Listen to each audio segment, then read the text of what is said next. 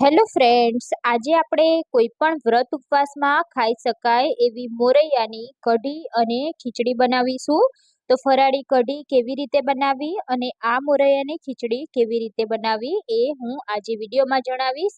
Video ગમે તો please વિડીયોને લાઈક અને શેર કરી દેજો. સૌથી પહેલા આપણે ખીચડી બનાવીશું, તો એના માટે મેં અહીંયા અડધા કપ જેટલો મોરૈયો લીધો છે. તો મોરૈયાને આપણે 2 પાણીથી ધોઈ લેવાનો છે. તો જ્યાં સુધી આમાંથી એકદમ સરસ પાણી ચોખ્ખું ના નીકળે ત્યાં સુધી આપણે ધોઈ લઈશું. ઘણા લોકો આને સામો પણ કહેતા હોય છે, તો તમારે ત્યાં શું બોલાય છે એ મને કમેન્ટ કરી અને જણાવજો. તો હવે આપણે 2 પાણીથી ધોઈ લીધું છે અને પાણીને નિતારી લેવાનું છે. તો મોરૈયાની ખીચડી આપણે કુકરમાં જ બનાવવાની છે. તો કુકરમાં આપણે 3 ચમચી જેટલું તેલ એડ કરીશું. તો તમે ઉપવાસમાં તેલ ના ખાતા હોય અને ઘી ખાતા હોય તો તમે ઘી એડ કરી શકો છો. તો તેલ ગરમ થાય એટલે આપણે એમાં 1 ચમચી જીરું એડ કરીશું.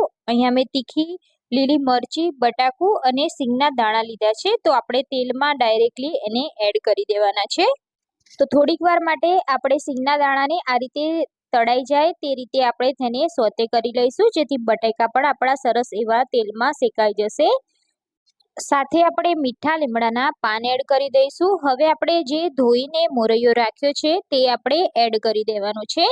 તો અહીંયા તમારે જો ઉપવાસમાં તમે હળદર, લાલ મરચું કે પછી ધાણા જીરું પાવડર, હિંગ કે પછી તમે મસાલો ખાતા હોય તો તમે અહીંયા બધા જ મસાલા એડ કરી શકો છો.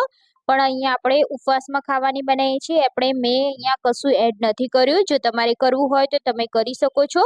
હવે આપણે પાણી એડ કરવાનું છે. તો અડધા કપ જોડે આપણે 2.5 કપ જેટલું પાણી એડ કરવાનું છે. તો આ રીતે મોરૈયો સરસ રીતે ડૂબી જાય ત્યાં સુધી પાણી એડ કરીશું. 1 ચમચી આપણે મીઠું એડ કરીશું અને જેટલો મોરૈયો ઢીલો હશે એટલી ખીચડી ખાવાની ખૂબ જ મજા આવશે. તો આટલા જ મસાલા આપણે કરીશું. જો તમારે કોઈ મસાલા વધારે કરવા હોય તો તમે અહીંયા એડ કરી શકો છો. હવે આપણે કુકરનું ઢાંકણ ઢાંકી તેની 3 વિસલ કરી લઈશું.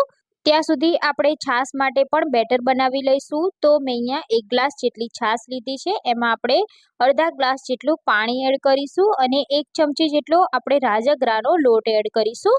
તમારી પાસે રાજગરાનો લોટ ના હોય તો તમે અહીંયા સિંગોડાનો લોટ કે પછી મોરૈયાને પીસીને પણ એડ કરી શકો છો.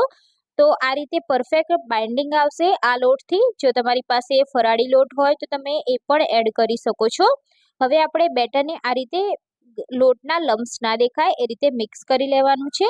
પછી આપણે કઢી માટે વઘાર કરીશું.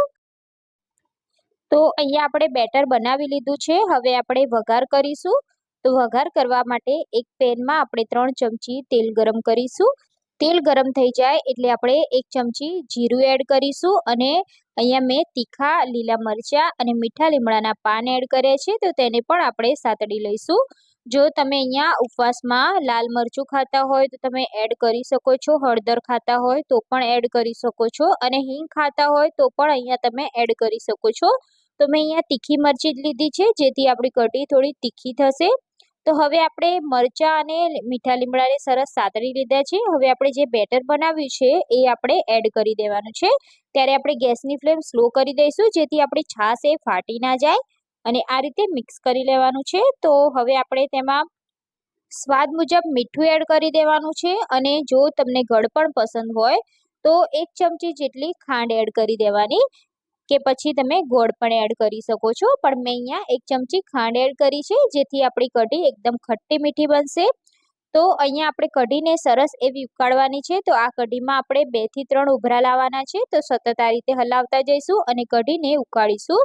તો તમે જોઈ શકો છો કે આપણી કઢી સરસ એવી ઉકળી ગઈ છે અને આ રીતે ઘટ પણ થઈ ગઈ છે.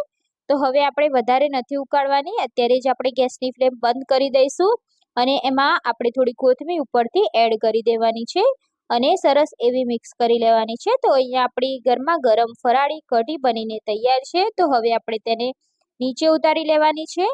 આ કઢી એટલી ટેસ્ટી બની છે કે જ્યારે પણ તમારે ફરાળ બનાવવાનું હશે તો તમે આ કઢી ચોક્કસથી બનાવશો. એટલી ટેસ્ટી લાગે છે, જોતાં જ ખાવાનું મન થઈ જાય એટલી ટેસ્ટી આ કઢી બની છે. તો આપણે તેને સર્વ કરીશું અને અહીંયા આપણી મોરૈયાની ખીચડી પણ બનીને તૈયાર છે. તો કુકર ઠંડુ થઈ જાય એટલે આપણે ચેક કરીશું. તો અહીંયા તમે જોઈ શકો છો કે આપણી ખીચડી એટલી ઢીલી અને એટલી ટેસ્ટી બની છે. કઢી સાથે આ ખીચડીનું કોમ્બિનેશન બહુ જ સરસ લાગે છે અને આ રીતની ઢીલી ખીચડી હશે તો ખાવાની ખૂબ જ મજા આવશે.